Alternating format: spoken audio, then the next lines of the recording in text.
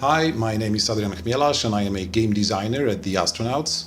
I want to show you a bit of the gameplay from The Vanishing of Ethan Carter and give you some insight into the design philosophy behind the game.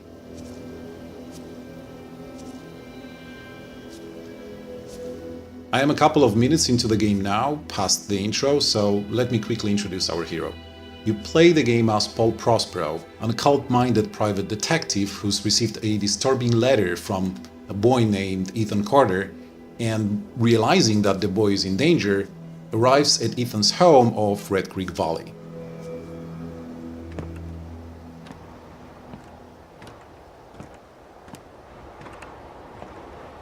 Red Creek Valley seemed like a quiet, ordinary place. I've learned two things in my life. No place is truly quiet, and nowhere is really ordinary. Ethan warned me about that. Warned me not to be fooled by what I saw here. He didn't need to worry. I'd worked dozens of cases, hundreds. This would be my last one.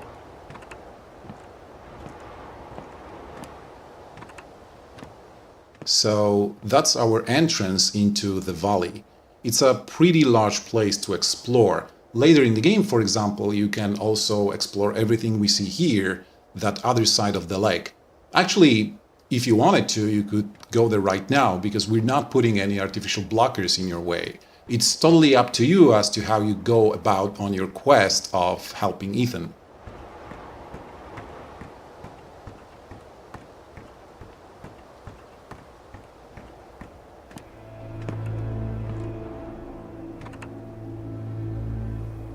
When it comes to the interesting stuff you find in our game, there are two basic layers of examination. The first layer is you. We're happy to let you look around and think and speculate and draw your own conclusions about what you see. For example, you may notice that there is some blood on the rail car, but there is none on the bridge. So whatever bad happened, it didn't happen here. The second layer is this.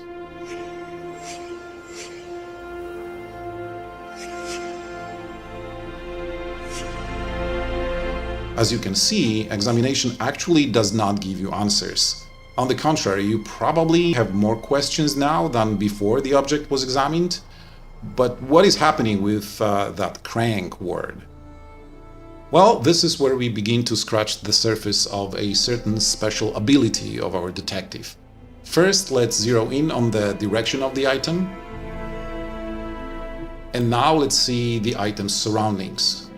Let's see, the crank is near some rocks by the water. That's our main clue to go on. But if you look a little longer, you can find additional clues as for the item's location, like the relation of this place to the dam we saw in the distance. Okay, so we know that the crank can be found on the lake's rocky shore. Let's go and see if we can find the item. This is a different type of approach to the problem of finding important items in the average adventure game. In Ethan Carter, you don't have to randomly comb the environment. All you need is to be aware of the environment and try to compare the vision you just had with what you see around you.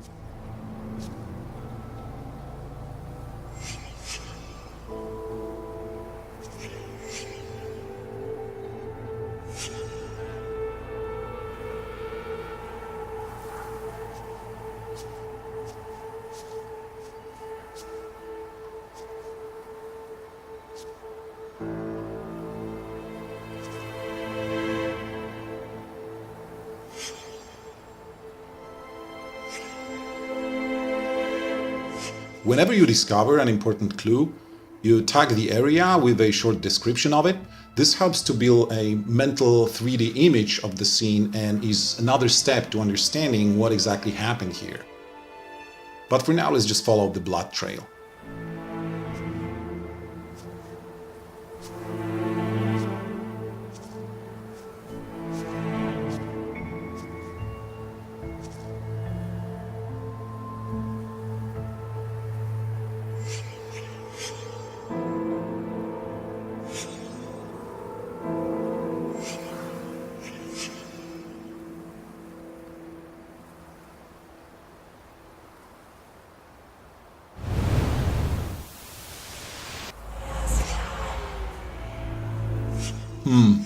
Alright, it seems I cannot connect with the deceased yet, as the death scene has been altered in some way.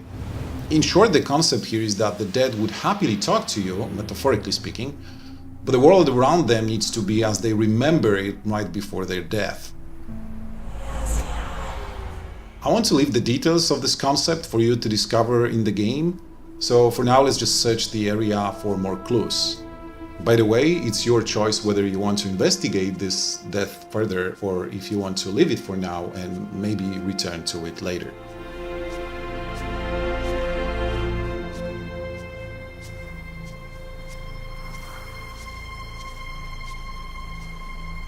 A body of water, rocks, the dam in the distance. This must be the place where we can find the crank, so let's look for it.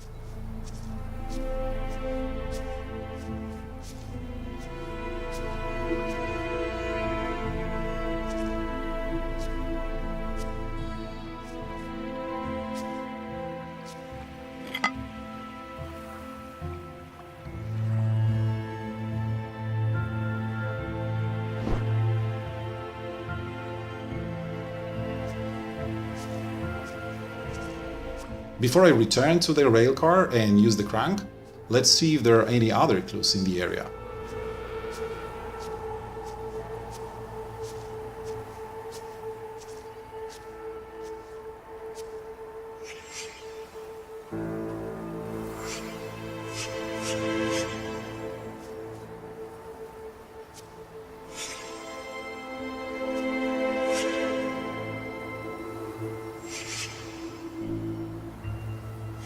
I know it's obvious to everybody that this is where the railcar stood originally for months or years, but we keep the game systems consistent, so if there is a place from which an object is missing, you can always locate such object through your vision, even if you already know the location of it perfectly well. Let's use the crank and get the railcar back to its original location.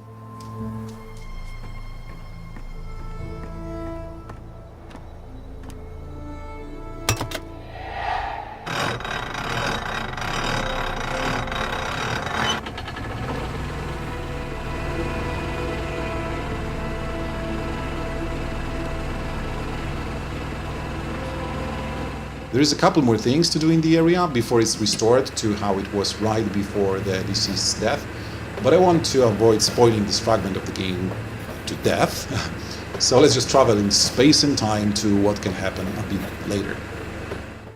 I've restored the death scene, so let's go and talk to our corpse.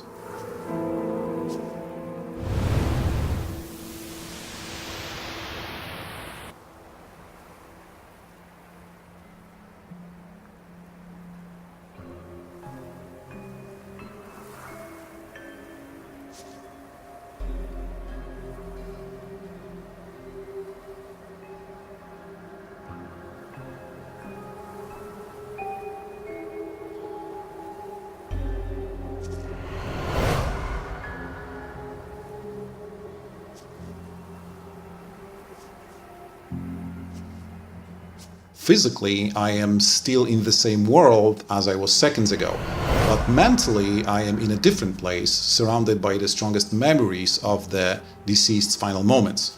My first job is to locate all the memories, and that's exactly what I am doing right now. When you find all the memories, the next phase begins. In order to sink deeper with this death imprint, you need to build a mental image of the chronology of the entire murder. This is when your own detective skills come in order. Here is a simple example. As you can see, the victim here already has both legs severed. And this is where we found the legs earlier, and well, the guy still has them both attached. So this memory here must be from an earlier time than the memory over there. Sticking to our no spoilers policy, let's jump in time again. After you propose the chronology, it's time to focus and visualize the crime. Travis! Listen to me! We can destroy it! I know how! You can't destroy it, Ethan. You can't destroy time. And that's what he is. he is forever?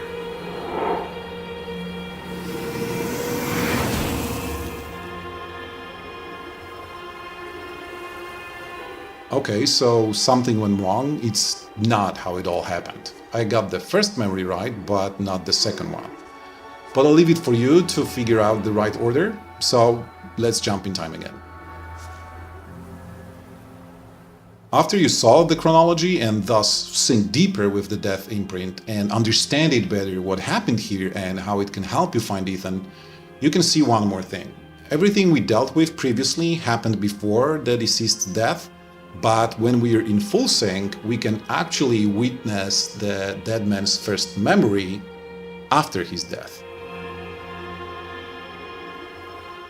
But that is another thing I do not want to spoil, so let me show you something else instead. Finding corpses and looking for Ethan is not the only thing you do in the game. There are places in the valley that are, let's say, different. Call them playgrounds or mini-worlds. They're places where our game's vision and imagination opens up the most, and it's up to you to discover their secrets. Let's take a quick look at one of such places.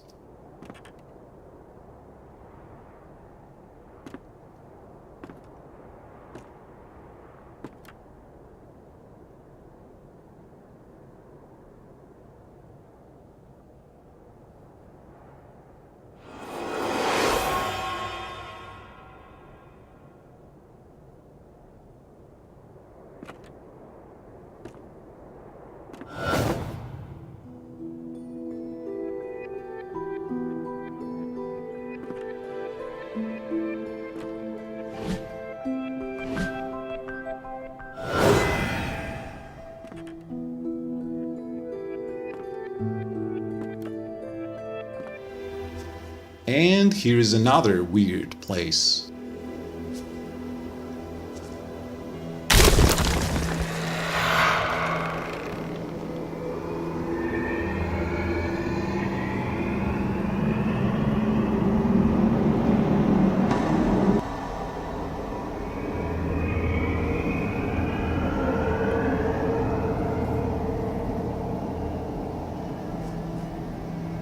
Okay, so I hope this video gave you a good idea of what kind of game The Vanishing of Ethan Carter is. Thank you for watching.